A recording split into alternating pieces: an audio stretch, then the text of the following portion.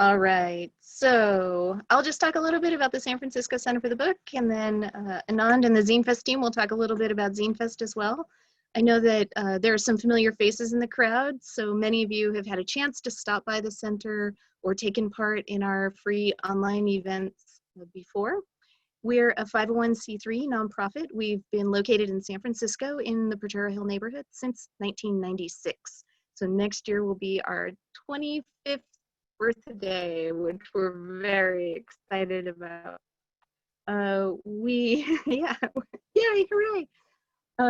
We are a community crossroads for book arts, for letterpress printing, for printmaking, and for all sort of book and paper arts people and presses. So we're really excited to be able to support people in that, in their projects and their, with their ideas.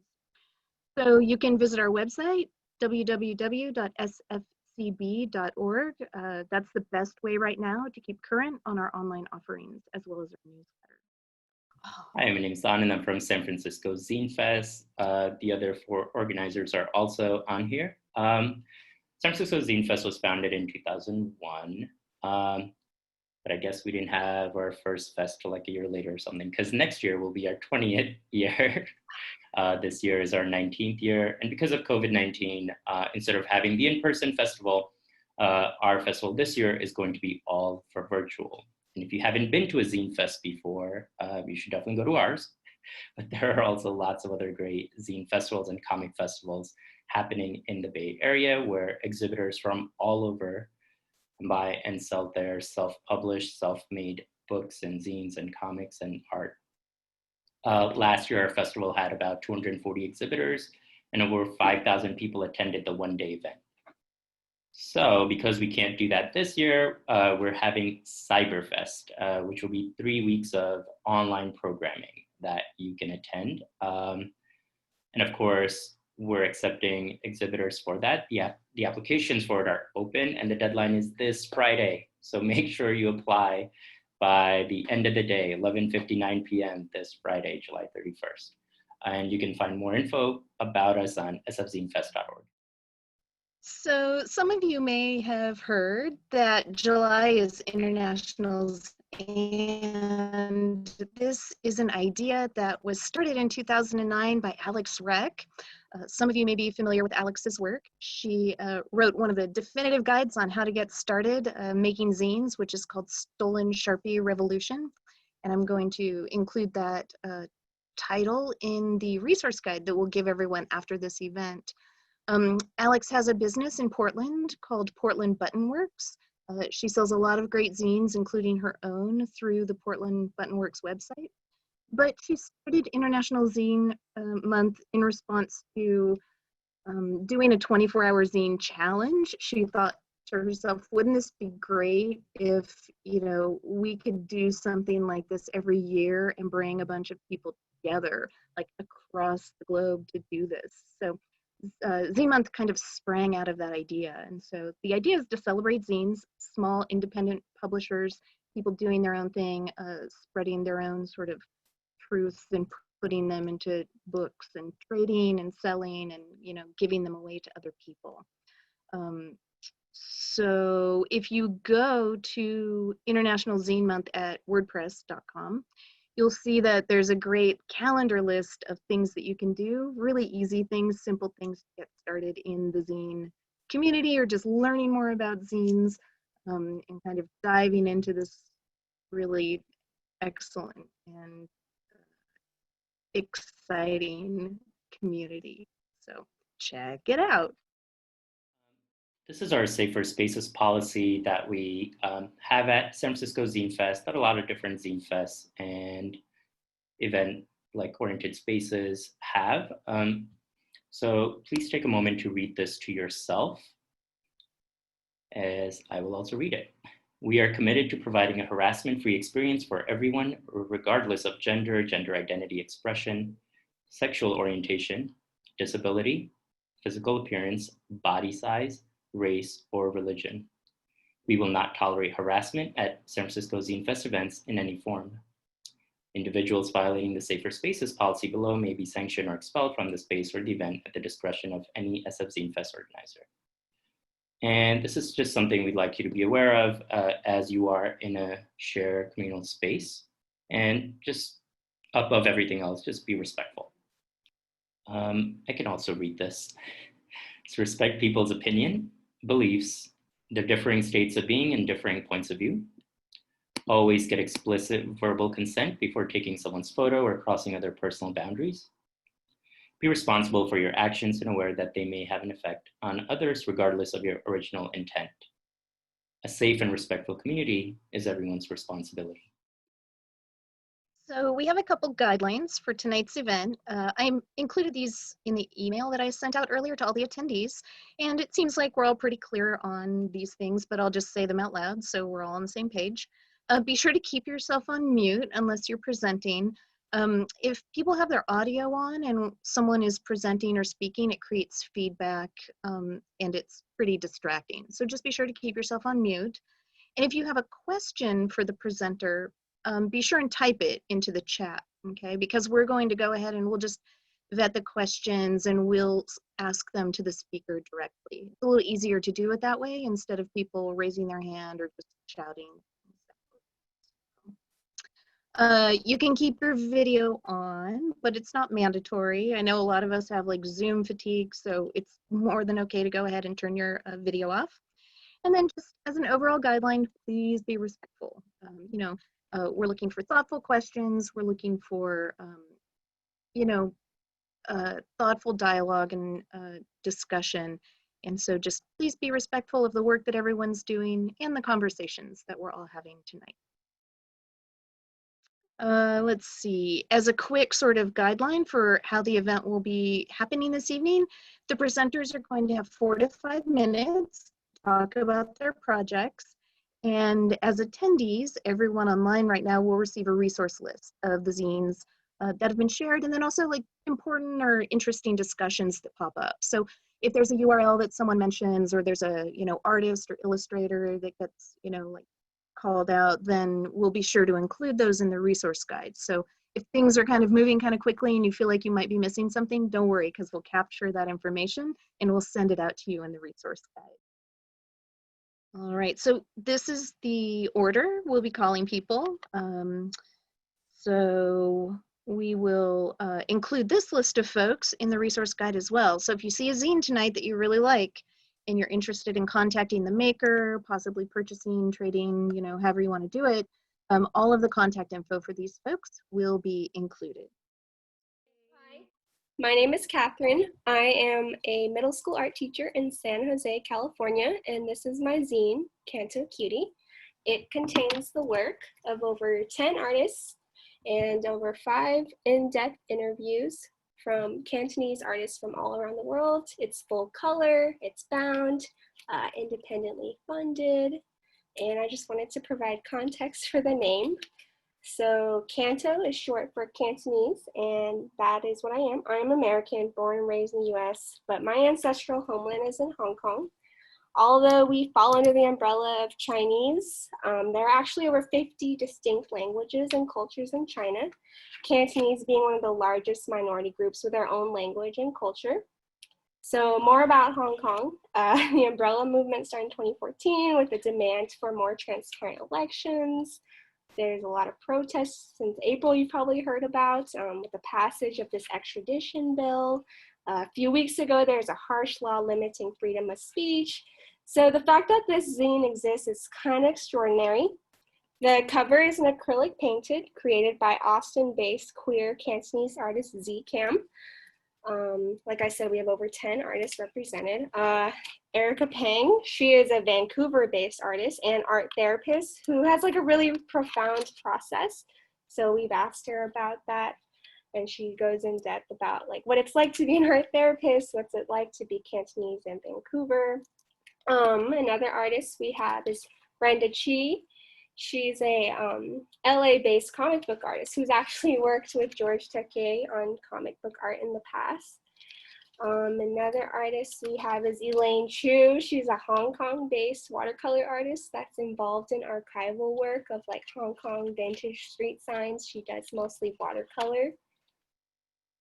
In the zine, there's also poems, from a lot of different writers around the world and stories about what it's like to live in two worlds, stories about immigration to the US or other places, and what it means to be Cantonese.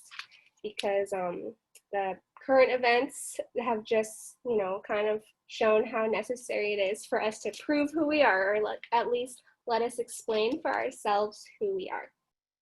So like I said, it's over 10 artists and over 5 interviews. I get super in depth, so it's a lot to read. It's over 100 pages. And if you want to buy, what I'm most proud about in this zine is just how inclusive it is. It includes all voices. It just reflects how diverse the Cantonese diaspora really is. And in making it and getting to know the artists and sharing about it, I just get more and more like pride for who I am. So if you want to buy the zine, there's a website, cantocutie.com, and also I have Instagram, cantocutie, where I post about the artists, like I do features, and I kind of feature some of the writing that's in the zine, so I try to support them. And if you are like really into the art, you can definitely get to follow the artists from my Instagram or the website. So that's my zine. Thanks so much for listening. Amanda says that her family is from Hong Kong too, so she's totally into your zine. Awesome. Yeah. Also, you can read the zine for free on the website, a digital copy. So you don't have to buy a physical copy, though I have to admit it's really beautiful. I'm super proud of it. But you can read a free digital copy on the website. Nice. Someone asks, there's a question about how you find or select your artists for each zine.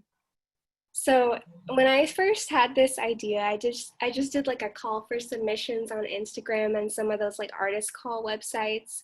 And I didn't get that much because, we're pretty, even though there's 7 million Cantonese speakers and over 11 million around the world, part of the diaspora, a lot of us, we're not like English speaking. So it was kind of hard. So I just reached out to artists that I found on social media to figure out who to feature. And that's how I found the cover artist. I've actually never met this person, but we got to working a lot together. And there's a full-length interview with the cover artist. Yes, we have another question in the chat. I'm flipping between screens right now, so I can't see your name, dear question asker, but they're asking what program do you use to do your formatting, because it's really beautiful.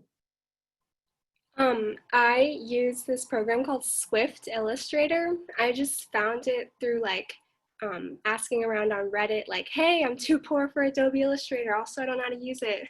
So a lot of people recommended Swift Illustrator.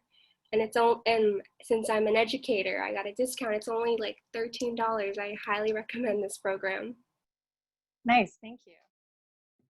Are there any other programs that you know of or have used before, like for creating digital art pieces, or that some of your submissions have used that you know of?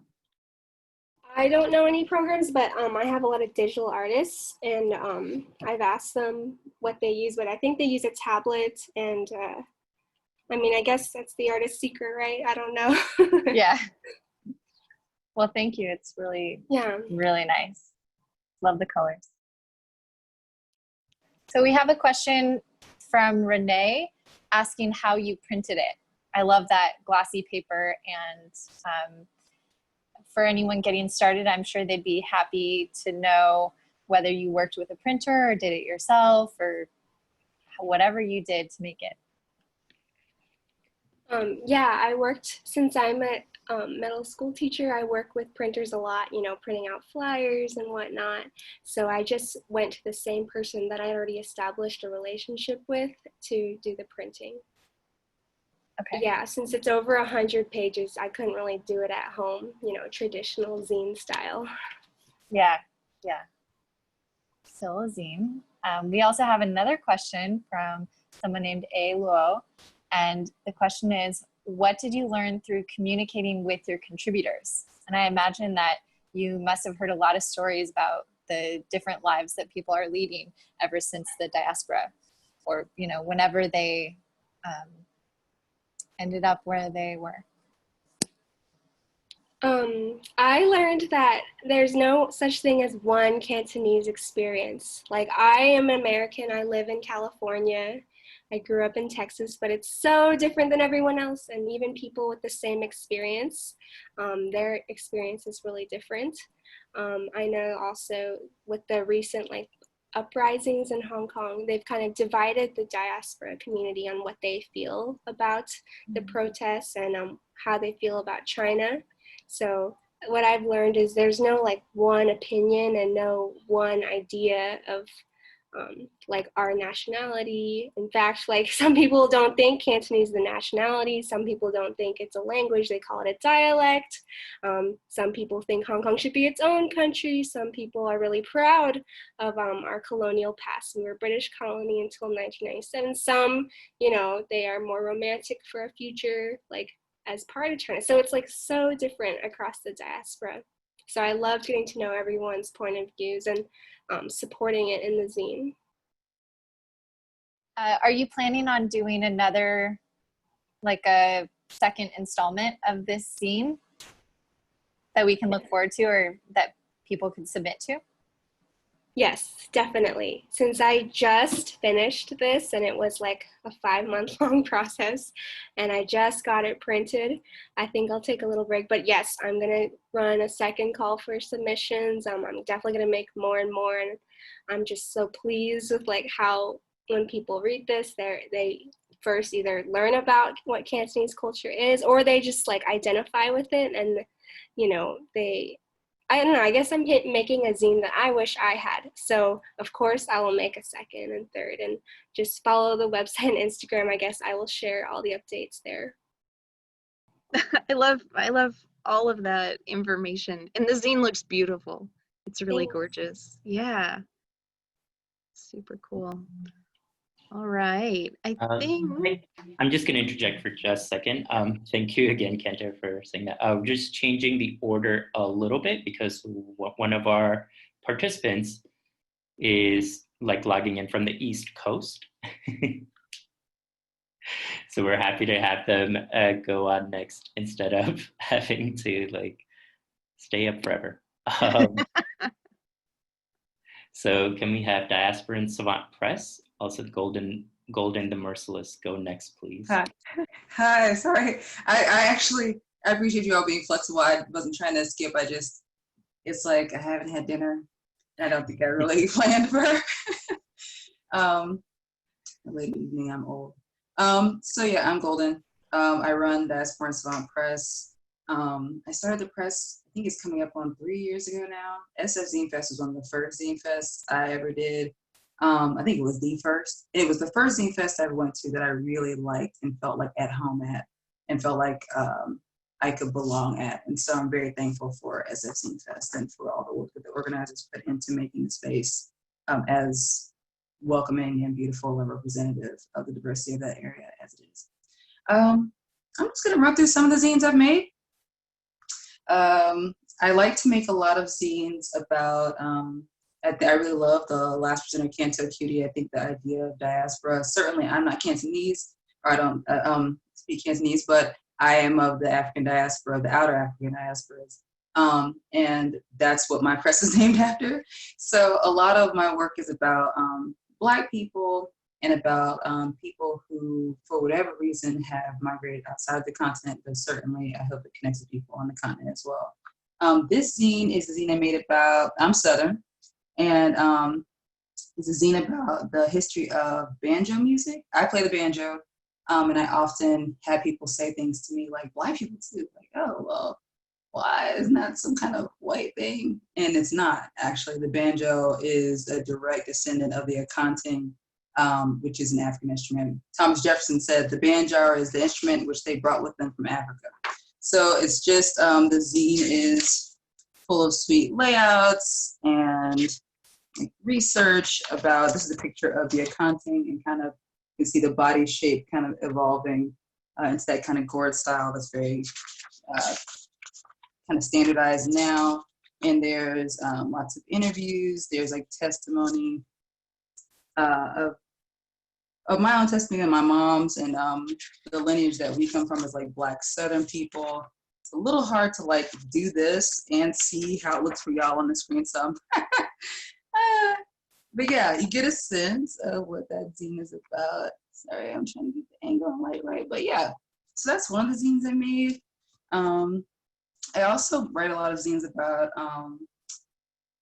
just kind of mental health and recovery, particularly for Black people and queer people. And when I say Black, I'm obviously saying this kind of word that's like a little unit in my mind. It's not simple. I'm not saying it like, oh, it's to say, oh, Black. Like it's so, you know, it's quite complicated depending on where you are. But I do think it's important for mental health resources to be kind of accessible and available for people who are not often addressed in the mental health field. These two zines are, I wrote this one for LA Zine Fest, and then I think this one for LA Zine Fest. The second year I did LA Zine Fest, and they're both about my experience in recovery communities. This one I wrote when I was almost 6 years sober, and it's called "And Now My Watch Begins," because I used to love Game of Thrones. Sobriety My Way, and it's really, and then the next one is, yeah, "And Now My Watch Begins," almost 7 years staying sober while staying woke. And both of them are just kind of about my experiences of feeling really alienated and isolated in my recovery. I'm about to write number 8, because hopefully I will make it to past the election to be sober 8 years. And just feeling really isolated in the rooms and in AA meetings talking about recovery, but having people who were not Black or were not, were like kind of a majority experience, and that they're white or that they were cis or something, kind of saying, well, yeah, you're dealing with racism and stuff like that, but that has nothing to do with your recovery. And for me, it does, it's my life. Yeah, it does affect me in my recovery. Racism does affect me, and it affects my sobriety in a major way. And just talking about my frustration, but also my experience with other kind of programs that I think are not always available for other people. So giving them like options and just talking about harm reduction in general. Speaking of harm reduction, this is the Audre Lorde Harm Reduction Workbook. I really love Audre Lorde. I've been super in love with her since I heard about her as an undergraduate. And some of her quotes, if you're familiar with her work at all, she's like this Black feminist lesbian poet. This is like, as opposed to those that are just kind of me talking, this is like full of tools for people who kind of want to think about how to reduce harm, not just from like substances, but also kind of compulsive like behaviors and relationships too, using the framework of Audre Lorde's like phrases. So one of the things that she says in here is, I want to live the rest of my life, however long or short, with as much sweetness as I can decently manage, loving all the people I love and doing as much of the work I can as I can still do. I'm going to write fire until it comes out of my eyes, my nose, my holes, everywhere until it's every breath I breathe. I'm going to go out like a fucking meteor. And the prompt with that is acknowledge the truth of mortality and the sacred reality of our living in this moment. What sweetness and love and work you want to manifest in your life. And it's full of like just thinking about her quotes and opportunities to kind of think about them and consider how you can reduce harm from a strength-based perspective in one's life, particularly for again, marginalized people. This is a zine I did called The God Within, and it's about just Black queer people in the diaspora, particularly from historical research about queerness and genderqueerness on the continent of Africa, which I think often gets kind of like, within even my own communities that are Black, I have a battle to fight sometimes with people feeling that white people brought homosexuality or queerness to the continent of Africa, which is trash. But that's a really lovely zine I wrote. This one is just about, it's called A Love Supreme, Meditating While Black, and I'm a very serious kind of secular meditator. Feel free to give me a sign if I'm like stepping over the line of time. I'm really trying to keep myself in line here. But again, about accessing healing spaces and feeling really kind of rejected. And also that phenomenon that I experienced in my sobriety rooms, where you have people who are saying things like, oh, well, yes, okay, well, racism exists, like transphobia exists. Oh, I agree. But, you know, if you were simply more spiritual like me, it wouldn't bother you. Just bullshit. You know, it's not true. It's just because you have to deal with something doesn't mean you're more spiritual. And so I really did a lot of research and connected with a lot of the Zine Earth One Manual and other practitioners to kind of go through and consider their writings and consider the position they were coming from.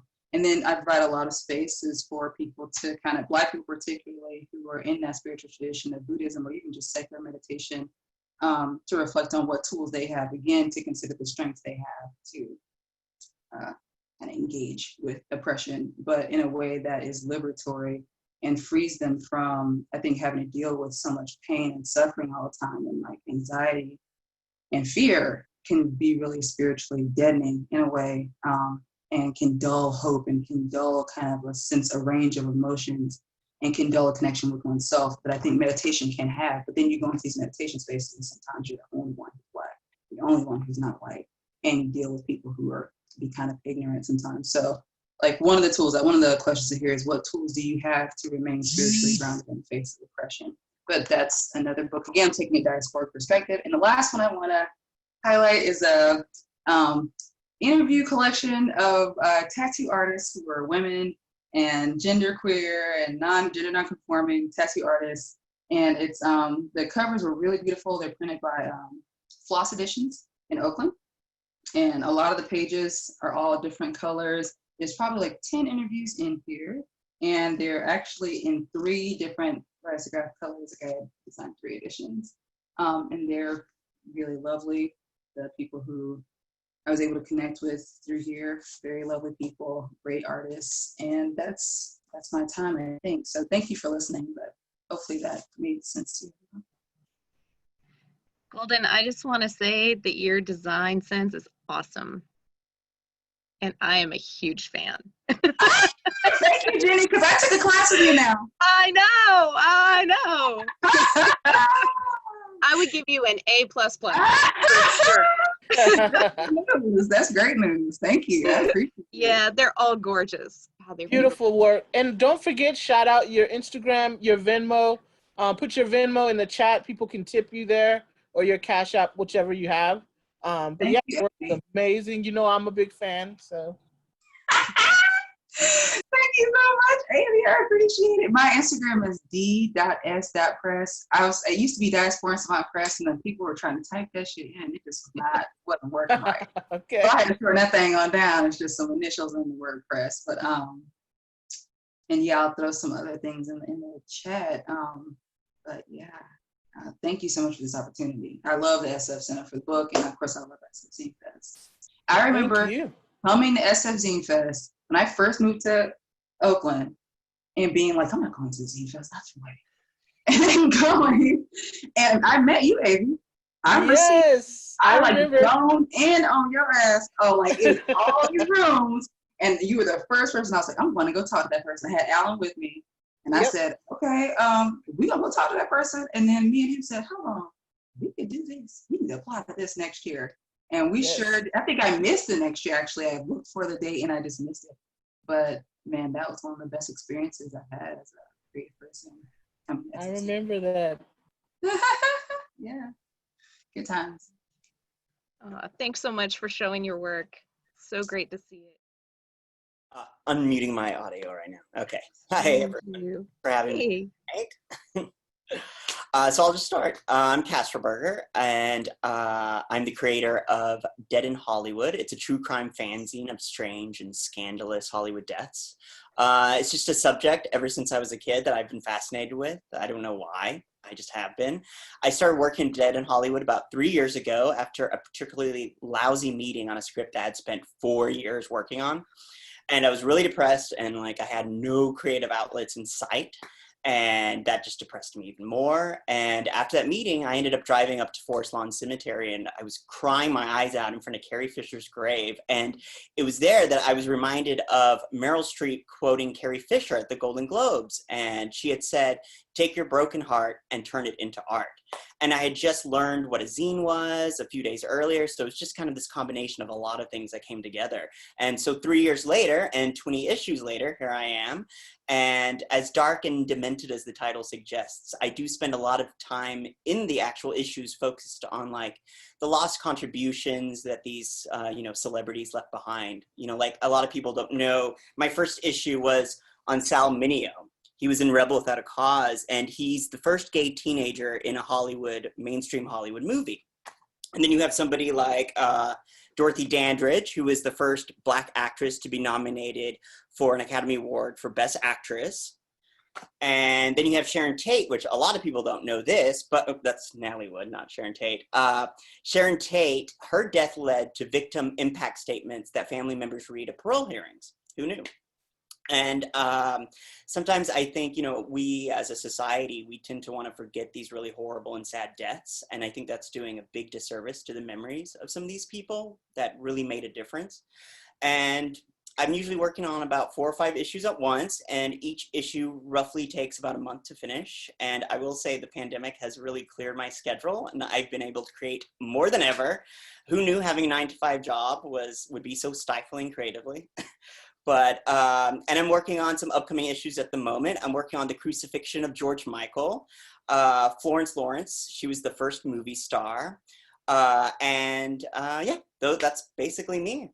My Instagram is Dead in Hollywood, and my website, Dead in Hollywood Zine, and my website is deadinhollywood.com. And this is my Natalie Wood issue. And you can just get a little taste of what I do. I just add a lot of collages and edits, and I just try to include random weird facts that a lot of people don't know about, and, you know, just try to make it a little bit more interesting than your normal true Hollywood story. So, and I go to the actual locations. Like this is in Catalina Island where Natalie Wood drowned, and me and my husband trekked to these places and photograph them, and yeah, put them into these zines. So that's me, Dead in Hollywood. Wow, thanks so much. That's so 20 issues, yeah? 20 issues over the past 3 years. Yeah, I just started every day I get home from work. Before the pandemic started, I'd come home from work every night, and I spend a couple hours every night working on them. And writing is something I've been doing all my life. And after that script got turned down, I was just tired of hearing no so many times. And I just had nowhere to go. So I just couldn't see myself going to work 9 to 5 and not having that creative outlet. And so this just was born from that frustration. And now, like tomorrow, I'm doing a huge mailing, and I'm mailing to Australia, Germany, the UK. It's just really picked up from when I first started. It's been very exciting. San Francisco Zine Fest, I did it 2 years ago, and it was really, honestly, you guys, one of the best experiences of that entire year. It was just very memorable for me. And so I missed the deadline last year, but can't wait to go back next year. I remember getting that email from you. I was really upset. I'm sorry you missed it, like by a lot. I was like, is there anything I could do, please? It worked out though. It all worked out in the end. Great, good. But I'm glad to be here with you guys tonight. Thank you. Thank you so much. Do you have a favorite program that you lay things out on? I use Pages. That's all I use is Pages from the Mac. I like the limitations it puts on me. It makes me be a little bit more creative, and I do all my issues just on Pages, and I go to work when the office is closed, and I print up all my copies at work, and then I come home and I spend all evening folding and stapling. So do it the old-fashioned way. Stealing from work. Yes. How do you decide on the size of your zines? You know what? The printer at work prints in this kind of weird shape. So I was able to kind of shrink them down, and there's not pocket size, one level up from being like a little pocket size, but really cool. I just think they're kind of cute. Yes, I love it. Thank you. Thank you. I'm just going to remind everyone again that this is being recorded. What? And that eventually the goal is to like share this on the San Francisco Center for the Book page, and also for the social media like the Facebook of San Francisco Zine Fest also. Sorry, as long as you're okay with us sharing this, and we can edit out the part where you're like, I print these at work. So if there's an issue where you have something. You can put it in, you can leave it in. Right, okay. This is just for also future readers too. If there's something you're not happy with and you're like, can you please edit that out? We're happy to do so. Nod, I'm so glad you brought that up, because now everyone like past Castro Burger is now like reboot. I mean, they should be proud of you. They should be proud of you over at work for doing cool stuff with your other time. That's awesome. There, I think. Awesome. Thank you, Castroburger. Thank you, guys. They're Thank you. rad. All right, next up, we're going to do CK Itamura. Hi, everybody. I'm CK Tamura, and I'm reporting in from up in Sonoma County. And I'm in my studio. So I'm going to actually start off by not talking about me, but referencing another artist down in Berkeley. His name is Marty McCutcheon, and he is the project coordinator for the Roundtable Collaboration. It's a collage, an international roundtable collage project where you basically start a collage and then you mail it to someone who mails it to someone else who mails it to someone else who mails it to someone else who mails it back to you, and then it's yours, and then we have an exhibition. So so starting off with that, because I love that project, and this year I think it's going to be my fourth year participating in it. And the reason why I mention that is because 2 years ago, when I had an artist residency at the Chalk Hill Artist Residency up in Healdsburg, California, I worked on 2 projects. So I worked on one large installation project that I was there to do, and I also simultaneously was working on this roundtable collage project. And out of that project 2 years ago, fast forward to now, the zines associated with that project actually got completed during this pandemic. So I'm actually going to go to my overhead camera and show you a few things that I have on my table here. Okay, so the Roundtable Collage project that I, you know, it was a couple hundred people maybe that participated in it.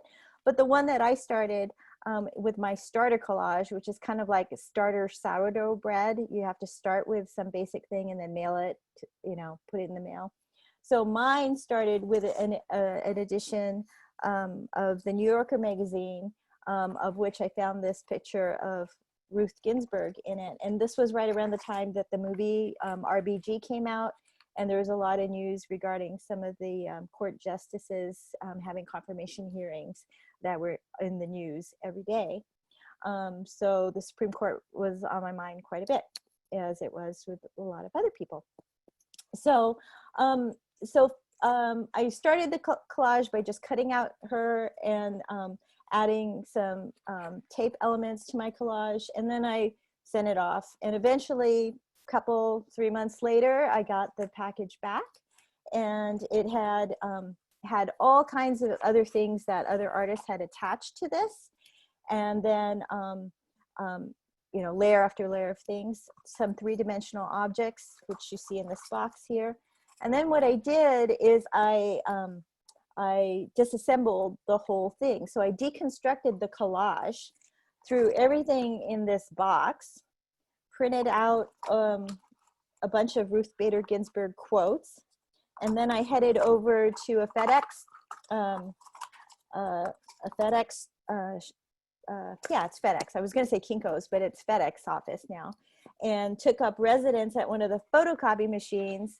And, you know, I kind of consider FedEx like my second studio, because you can kind of do art at a FedEx copy machine for as long as you want, as long as there's not a lot of other people waiting, and create there, right there on the screen, on the scanner, on the photocopy machine.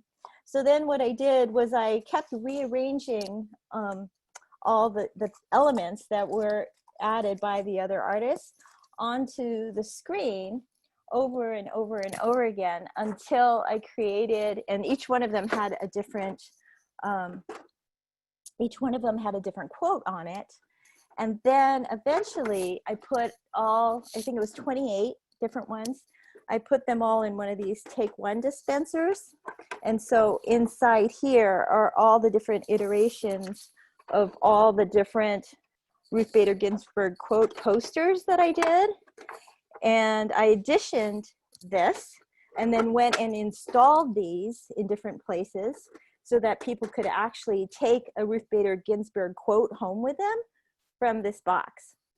And then I went around and refilled the boxes periodically, and then eventually took them all down. And so that's the backstory to my zine.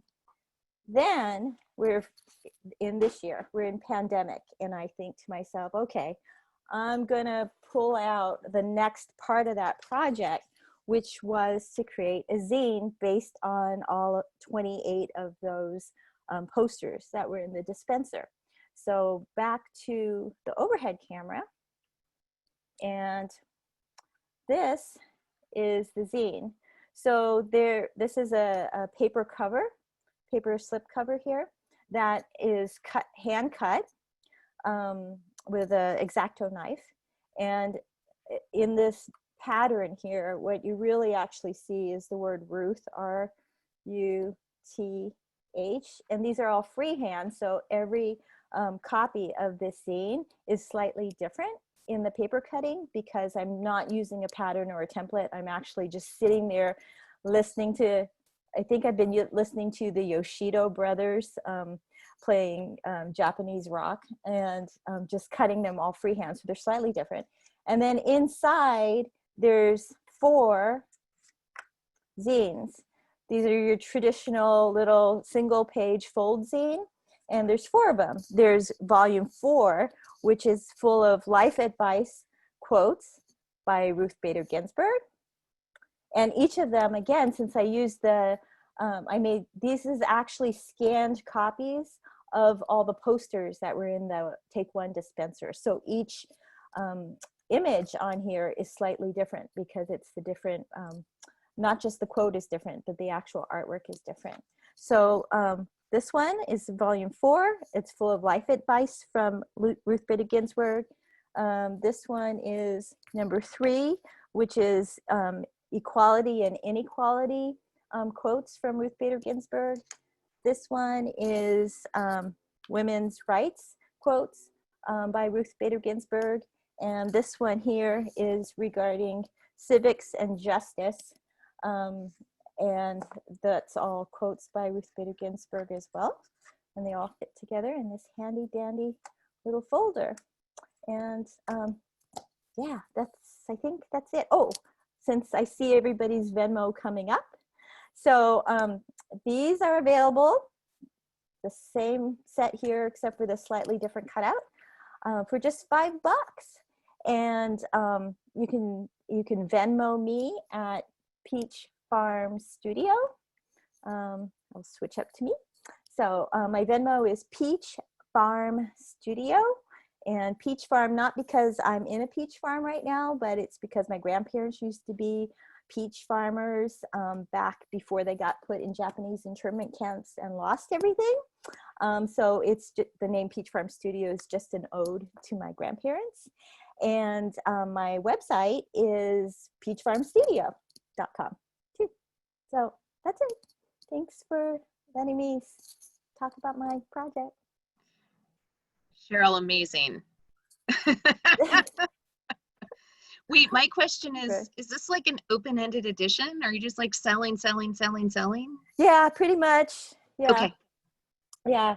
And then at some point I'll just go, okay, I'm really tired of cutting out the covers, so I'm going to stop. But for right now, as long as I can. And yeah, I made a bunch of them and I can make more. So yeah, it's kind of an open-ended edition. And it's just kind of something that I think would be nice for people to have. And it's pocket size. So, you know, carry it with you and whip out a Ruth Bader Ginsburg quote in the middle of the conversation. It's kind of fun. Thanks. Did you also mention a website or any social media handles that we should be following? Yes. So I'm on, everything's Peach Farm Studio. Okay. So I'm putting that in the chat. I'm sorry. I'm also putting that in the chat now. Yeah. And Instagram is Peach Farm Studio and my website is Peach Farm Studio. Feel free to put your Venmo in the chat too, please. Oh, let's see. It's just at Peach Farm Studio. Hey, Cheryl, not right now because it's shaky. Oh, got it. Sorry. Earthquake. I know. Yeah. You know what? Someone is wondering where you got the Take One box. The Take One. Oh, yeah. Plastics. Okay. Tap Plastics, the fantastic plastic store, that place. Yeah, they're awesome. And they're just like 13 or 14 bucks. And they always have them in stock. And right now, Tap Plastics, like I printed all these here because I've been like totally sequestered and not going out because it's too scary out there. So I've been using things that I have, but I know just from talking to on the phone to Tap Plastics, you could just tell them, hey, I want that thing with the Take One that real estate agents use, and they'll bring it out to the door for you so you don't have to go inside. That's rad. Thanks so much for sharing that amazing project. You're welcome. Thanks. Yeah. Super cool. All right, rock and roll. We're going to move on to the next person here, which is Beth and Anna from Declaration Sovereign. Wow, I'm blown away by every presenter so far. I'm a complete noob, so this is super inspiring and intimidating. And I'm Beth. Anna is watching our kids right now. We're housemates up in Guerneville, and so we started Declaration Sovereign. It came out of having experienced 3 natural disasters in the past 2 years here.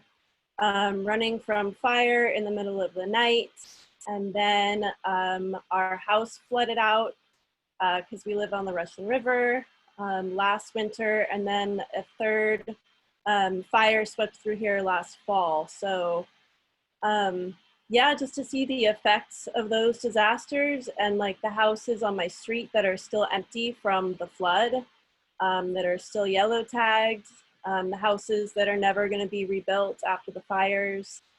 And those experiences just really shook us and had us thinking about like, wow, how can we change how we live? How can we take this opportunity when things are falling apart to examine, you know, the structures of our lives and create more sustainably? So Anna and I would go down and do our prayers at the river and just sit down there and talk almost every day this fall after we moved in together, and talk about those questions, and the zine is what came from it. So this is all filled with our art and poetry. This first issue is called Of Earth, and this is going to be a bi-monthly. Anna is a fine artist, so it has her beautiful artwork in here. And we just explore the theme of sovereignty in different ways. So this painting is sovereign land, sovereign beings. We're really interested in humans' relationship with the earth and how we can live more sustainably in that way. Placemaking, so this is kind of orienting folks in the place that this creation arose from. This is the river. Ashokana is the Pomo name, and we're really interested in the pre-colonial history and the Pomo people that are here, and you know, the land sovereignty issues that they're working on, and the pollution in the river. We have a ton of winery pollution, and you know, with all that, it's still teeming with life and beauty. So a source of inspiration for us. And then poetry and more art. We also explore food sovereignty and what that might mean on a community level and what that means for us.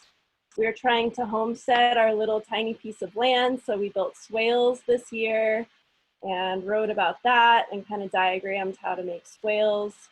It was really amazing to just feel the natural contours of the earth and what opening that up did for her and for us, and getting to like worm our bodies through the swales. So we wrote about that. And let's see, I'll show you the center fold here. So this is about things that we can do, you know, getting with our friends and neighbors and discussing bugging in, bugging out, community resilience, food and medicine sovereignty, and what these things mean to us. We have a plant spotlight. I'm an herbalist, so I want to offer really simple practices to connect with plants. And this month we talked about nettles and the practice of urtication, which is stinging yourself with nettles, and then recipes. And then lastly, we have a fermentation station. So every month there will be a ferment that we talk about. Next issue, we're going to be adding in interviews with people in the community who are already working on food sovereignty with farming or distributing food, etc. So we are on Patreon, and you can subscribe to get the bi-monthly zines delivered to your mailbox. It's patreon.com/declarationsovereign. Instagram is declaration_sovereign. And then let's see, PayPal is declarationsovereign@PayPal. Yeah, that's amazing. How many pages is Declaration Sovereign? This issue is 36. Okay. So we're going to talk about that link. And this is issue 1? Mm-hmm. Wow, congratulations. Thank you. That's awesome. So long to figure out how to print it and all that stuff. So yeah, it's cool to see how everybody else is doing, and it's giving me tons of ideas. Yeah, it's awesome. Congratulations. It's rad. May issue 2 be just as successful. All right, so we'll move on. Thank you so much. And we're going to talk with Din Mama. Yeah, hi. All right.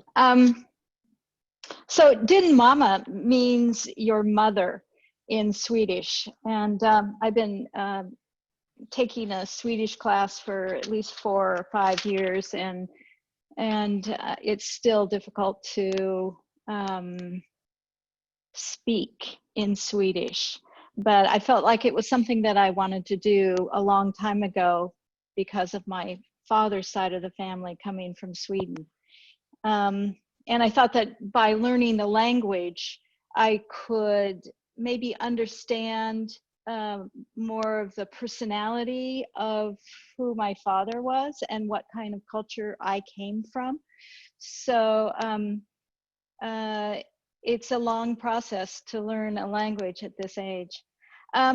So the first book that I have is Tuna Kitty. And this is a record, and maybe it was a journal at the time of my cat dying. And what I've been doing for a number of years are self-portraits. And I started having my self-portraits start to speak to me in a way that they were able to tell a story that I think I couldn't have said just with writing down. So there was, so every day there was a different thought and a different illustration for what was going on.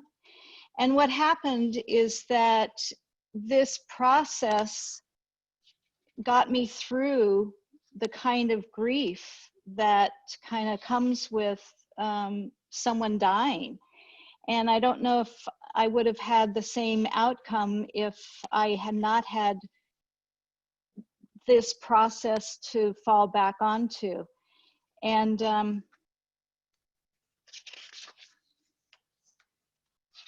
the color is hand-colored pencil. I thought it needed some color, and I didn't want to spend the money to have it color printed when I could do it myself. So this was a way for me to also face death and also to talk about death. And so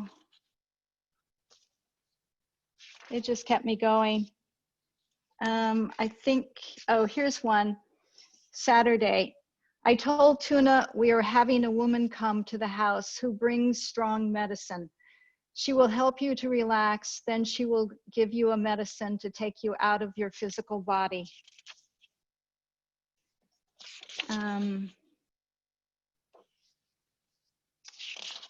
This is a new moon, the day of Tuna's passing. We had death come to our house. We couldn't run from it. We had to give Tuna to it. When death comes again, will it be as gentle as how Tuna was able to go?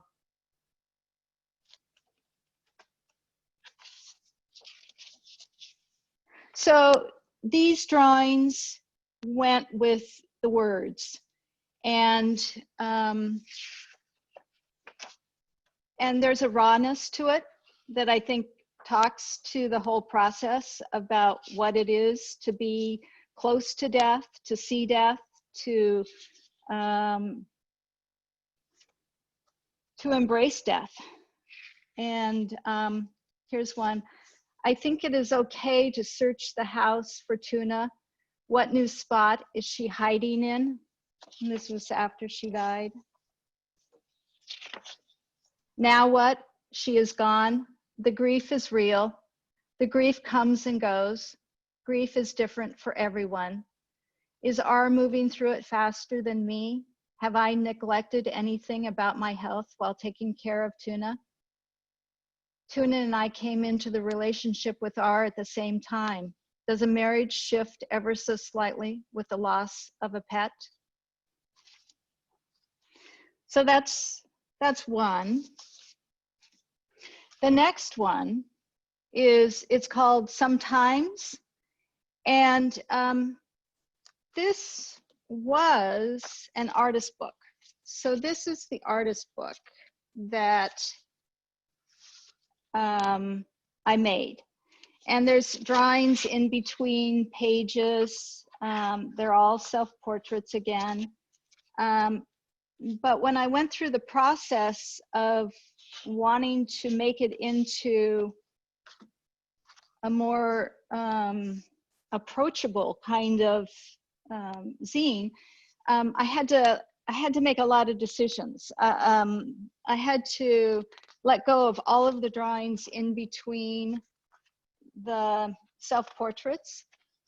And so I had a lot of different drawings of self-portraits, and I also had text. And I rearranged the text with the drawing that I felt was most appropriate for it. So this is one of my favorites. One of the things I also did was I let go of all my script that I did and replaced it with a typewriter font. And this one says, sometimes you embrace the terms artist, painter, lesbian, bi, mother, she. Sometimes you are female. And this one, this whole book came to me like a dream. It was kind of like a dream, but it wasn't really a dream. But it was like all this text was, it was in the night, and I had to get up and write it down. And you know, it's like how some dreams are really clear and you can remember them the next day, or sometimes you think you'll remember them and the next day you never remember them. And this one, this whole text woke me up. I had to write it down, and I tried going back to sleep, and it was like, no, no, no, no, you're not done yet. You have to finish this. There's still more. So everything starts with a sometimes. And so I just kept, I just kept at it during the night and said, okay, you've got my attention. I'm gonna, I'll write it all down. Here's one. Sometimes you have vivid memories of your childhood. sometimes you try to piece together your childhood from photographs tossed into a storage box. So, in some ways, this is kind of a whimsical piece, and yet, you know, it's kind of also like, oh, this is a reflection of looking back at my life, and also looking forward, and also just I don't know, sharing. I'm going to say beauty, you know, because I think that beauty is often overlooked, and so I wanted to have a book that was colorful and beautiful, and I had newspaperclub.com print the book, and I really like the size and the color that they did. You know, I'm really pleased with what it is. So that's it. Catherine, I love how they're both so different from each other. Like, Tuna Kitty is really intense, and sometimes is too, but somehow the color, like, kind of softens the major ideas in sometimes. They're both great. They both made me cry. I just want you to know that.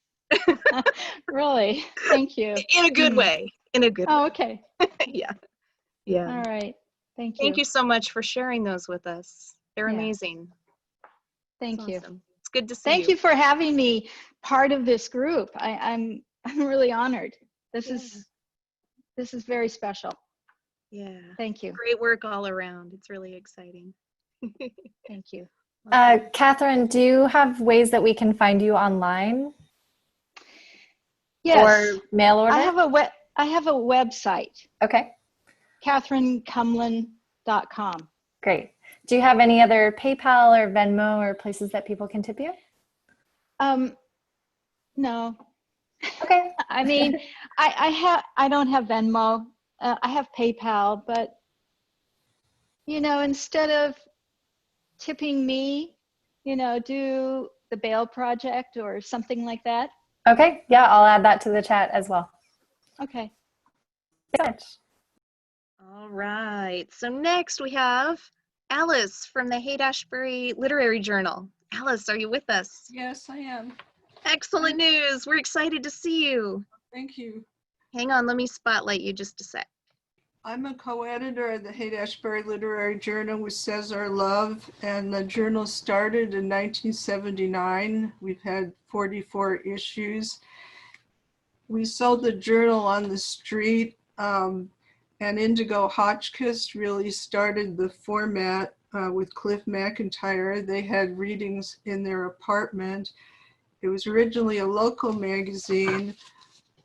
This issue was designed by Elaine Gerard for the cover, and this was Maria Kumbar. I think our magazine is probably too large to show it since it's a tabloid. We have 60 poets in each issue, and we also have a feature poet in the middle of it. Elaine Gerard was an indigenous poet from originally from Montana, who was one of the features recently, and Greg Pond, who is a Black writer, is a feature in one of our issues. And the last one was K.R. Morrison, and our poems are about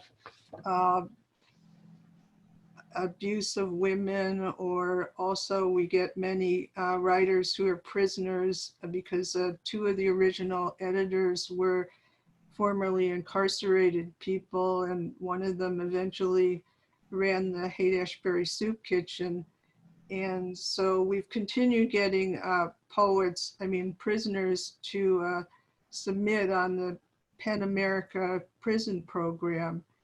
And at one point we had a contest for homeless writers, and it's inspiring to me to know that some people who get published, their lives are affected, and it makes them feel better when they get published. And often they've gone on to be doing things like working on their own books, and even teaching creative writing places. And we can be found at Bird and Beckett bookstores and formerly at City Lights. I think right now they're not having people go to the magazine or zine sections. And I'd like to show you more pictures, but I don't know that it's coming off that well. So I think I'll read a couple of the poems. We had a whole page of poems about children who have been in cages lately. This is one of them. It's called Whispering Mommy.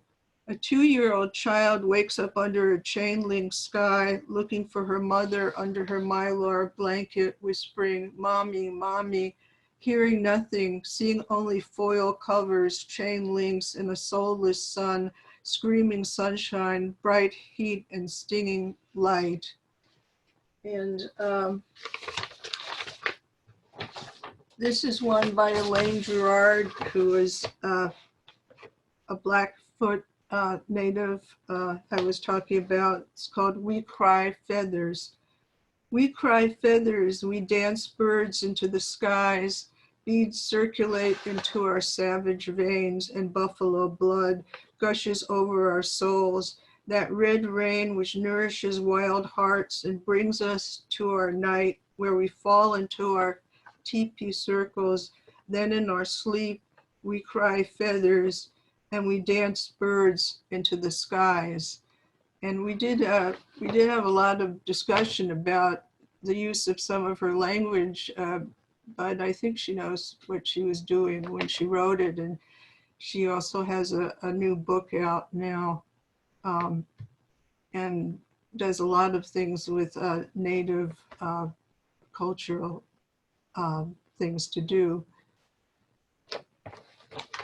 And of course, it's been difficult because we can't sell on the street now or even meet in person since there are 2 editors, but we still try to get together every few weeks and exchange manuscripts. And most of our manuscripts come through the mail or email sometimes. But we don't invite that many people to be in the journal, so it's always a surprise about who we get. Does anybody have questions? Maybe we can start with, I'm curious how many years the literary journal has been in production. Started in 1979. It was part of a neighborhood magazine, just the centerfold. And I started being with it from 1984 till now. So nice. My math is correct. It's over 30 years. We only come out about once a year. It was originally called the Haight-Ashbury Literary Quarterly, but it never really happened. I think it came out 3 times a year. It was the most it happened. Has the focus, Alice, always been on poets? I think it's mostly poets. We've had some fiction. We had a fiction issue. We don't really have that much room. It's only 16 pages. But the way our layout is that we have, more than one poem on a page.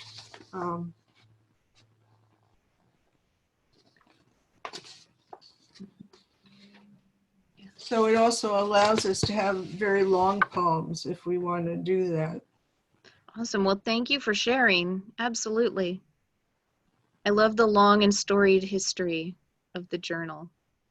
Well, some of our original features like Jack Hirschman or Deborah Major, they ended up being poet laureates of San Francisco. So that's been exciting. Yeah. Thank you so much for sharing with us. Well, thank you for having me. Yeah. And is there any way that people can donate to help keep the literary journal going? They can send to the journal address. They can, for a while we had some benefits and parties and to fundraise for it, which was, I think, a lot more fun than writing grants, which we also did. So thank you. Can you tell us the address? Or I can look it up. It's 558 Joost, which is Joost Avenue, San Francisco, 94127. And you can also find it at the Beat Museum in North Beach. We will actually move on to our final presenter of the evening. Hey, Nora, how are you? I'm good. How are you guys? Pomplamoose Publishing is my company, and I started publishing zines and little books of my own photography in 2017. And it was just a way for me to explore a new medium. Took some classes with Center for the Book, and today I want to show you guys my quarantine project, which is called QuaranZine. This is a two-part project, but they are standalone or a set. In April, I was laid off and really wanted to find some way to channel my creativity and energy and find something to do. And this felt like a really important moment to engage with creative people and document what people were doing in terms of coping with what's happening. I was going on walks out here in my neighborhood in the Richmond district in San Francisco and just documenting on film some of the storefronts and things I was seeing. And then the idea just kind of came together. I don't have a very big platform, so I did do a call for submissions on Instagram and approached or messaged some artists on Instagram, and they all kind of came together. So this zine set features mostly photography as well as poetry, some text, prose, collage, painting. And it was really fun. I do all of the editing and curating myself. And it was kind of just a way for me to process what was going on, connect with people. And it's just been a really interesting exercise. This is only the second project I've done collaboratively with other people involved. I was overwhelmed by the amount of submissions and had to tell some people no, just based on editorial choices. So it's been an interesting process to navigate, but really fun to create this historical document, as I like to think of it, of this time. And I'm really passionate about keeping print media alive. So that's why I've continued to make print publications. And for this project, I decided, well, this issue is donated to the United States Postal Service. Ask for your vote, your ballot. Don't forget to register to vote. So I'm very fortunate in this situation, and so I decided to donate all of the sales of this project to a handful of organizations. The East Oakland Collective, the Loveland Foundation, and an organization called Black Table Arts, which is based in Minneapolis, as well as most recently the San Francisco Homeless Prenatal Program. So it was important for me to incorporate an aspect of giving back with this project, just thinking about other people's situations and what's happening in our country in terms of the fascism and the racism that is happening, and how we can kind of connect and communicate with each other as creatives and sort of move things in a better direction. So I'm really happy with how it turned out. I don't have that many copies left, but I do have some for sale on my website. It's been really fun and great to have the time to make this, and I'm hoping to maybe make more issues if this global shit show continues, but may do another print run of this set of zines. So, and as I said, I don't have like a huge platform, and I'm pretty new to this, so I'm really excited to be part of this event and just meeting more people who are making really cool things. And a lot of my older family members don't really understand what zines are, so it's just really great to connect with you all and be able to share some of my art. So yeah, I can put some links in the chat, but you can buy the zine off my website, which is just my name, noralolly.com. Thank you so much. We did link a few sites also. And do you have a Venmo or a PayPal Cash App? I'm also gonna just not accept individual money for me. I would encourage people to check out my website, and there's more descriptive information about those organizations that I mentioned. So I would point people in that direction for direct their funds that way. But thank you for asking. Yeah, thank you so much. I'm putting that info. Cool. You might do more issues, Nora? I might. Yeah. The reason I split it up into two was really just like an editorial choice. Yeah. And I wanted to keep them small and light to mail. Yeah. And cheaper to print. Right. Part of me wants to make a zine about like white privilege and talking to white people about race, because I want to keep making white people uncomfortable with that and challenge the people that I identify with in terms of my race. So I'm trying to brainstorm like how to push myself to move into a space of better white allyship. So I'm not sure what the next thing will be, but there's a lot to think about, and I feel very lucky to have this time to make things. Yeah. Well, I know I probably speak for more than just myself when I say that I'm looking forward to seeing what comes next. Thank you, and thank you guys for your attention as I did. I was the last one to go. Oh no, it's wonderful to see your work. Thank you so much. Keep educating those elders about what zines are. Awesome. Thank you so much. So, as you can see by my darkened background, we've come to an end of the event. However, I know that both Anand and myself have some quick announcements about things that are coming up. Zine Fest events that are coming up, a few San Francisco Center for the Book things, but I know that in general, I would just like to thank everybody, our presenters, for taking the time and sharing their work with us, because this has been so fantastic. It's been great and really inspiring to see what everyone is doing and how you guys are making the best use of like these super weird times. So thank you so much for sharing so much of yourself this evening. You guys are all doing great work, so thank you. Let me share my screen and bring up.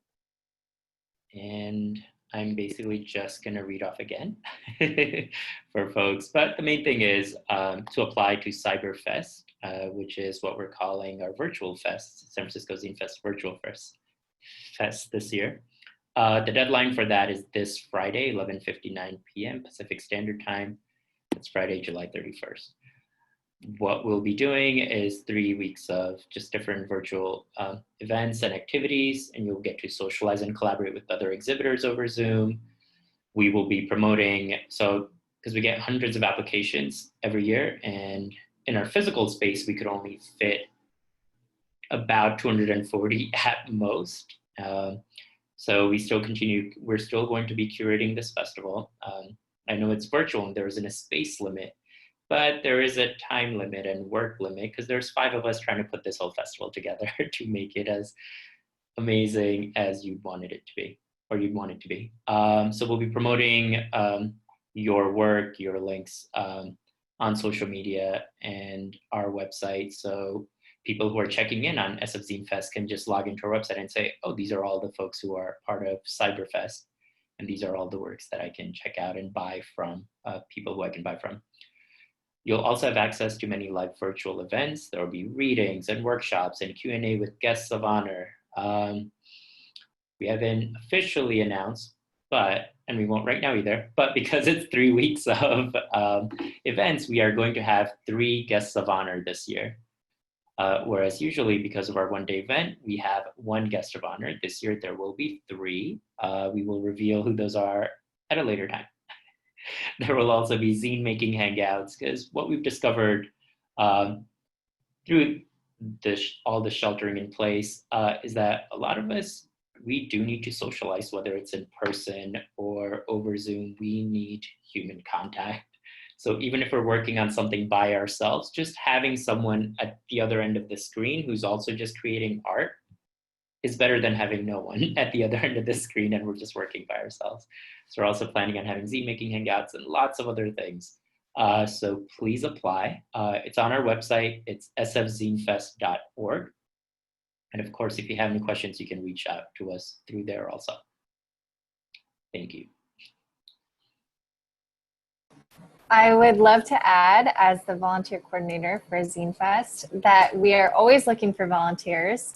In fact, we typically have events all throughout the year. So in the future, when we're back to having in-person events, we will have tons of ways to volunteer. But for now, we are really looking for people who either have experience hosting virtual events or want experience hosting virtual events and want to be involved with Zine Fest and have a little thing to put on your resume as a way that you donated your time.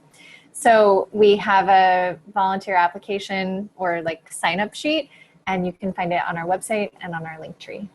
So you heard that, people. That was your call to arms. You should either volunteer for Zine Fest or you should apply to be a vendor this year, an exhibitor.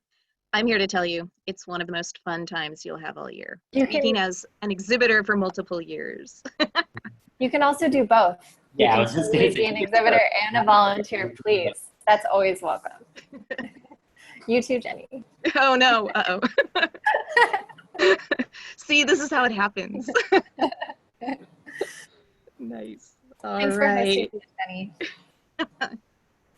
All right, and then a little bit of SFCB, some of our upcoming events for August.